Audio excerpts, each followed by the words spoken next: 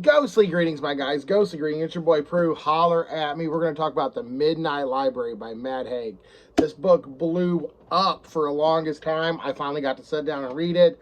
Book Talk, I think, was the big inspiration for this one. This book does deal with some personal subject matters, so if you don't want to stay for those, 5 out of 5 to 4.5 out of 5. The ending kind of fizzled for me, but 4.5 out of 5. Solid read and definitely an enjoyable experience, and I love the concept. But how is it? How does it hold up, and how's all that good stuff? So we're going to get into that right now. So this shouldn't be too long to review. The Midnight Library by Matt Haig takes place around Nora Seed, who sadly makes some poor life decisions and ends up in basically purgatory.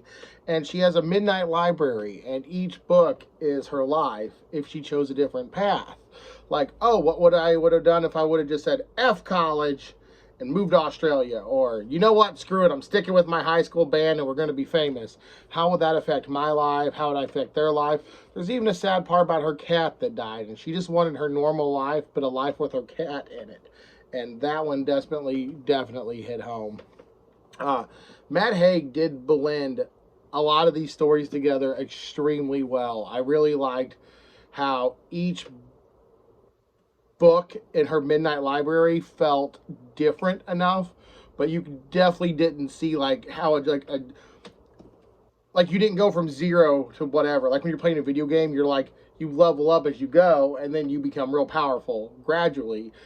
These all were gradual, like, oh, you could see the path for each book, like band did good, stayed as a band in college, traveled around, got on some smaller concerts, got on some bigger concerts, and gradually they're like a huge band. Or I just wanted to go surfing, got a small job, met a guy, got an apartment. Before you know it, a couple years have gone by, and you're like, well, crap, now I'm 25.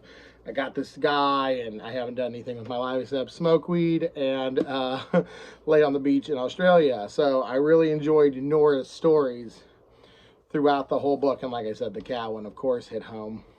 I desperately want to read more Matt Haig. There's one called Humans, which sounds up my alley. The book isn't what I would call funny, but it is well written. I definitely liked Nora and Nora's brother.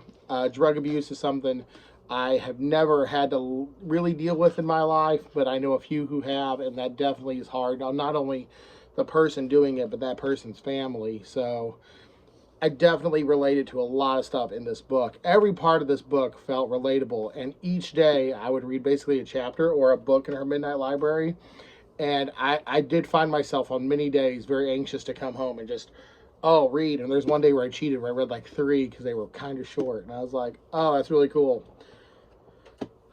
But I did not like how the ending came. I don't want to spoil it, but I definitely found it very predictable. And I kind of knew what was going on from like the middle to like beginning part of like this 300-page book. By 75, I was like, yep, I know what's going to happen. And I was mostly right. I was like 90% right. But I liked it. It dealt with some subject matters, but dealt with them lightheartedly, where they didn't dig too deep into like the cat's death or drug addiction. They touched on it. They gave you enough information to keep it interesting in the story, and they moved on. You didn't have like pages upon pages of cat anatomy and stuff like that. I can see why this book got super big. I definitely don't think it deserves like the billions and billions of praises it's got, but I would say millions and millions of praises it's got. Definitely this book hit home. It is definitely worthwhile. This isn't my book of the year. So far, the book of the year is still Tender as the Flesh, but this one's a very, very high contender. I definitely was very pleased that I read this, and I'm glad I got to get through it.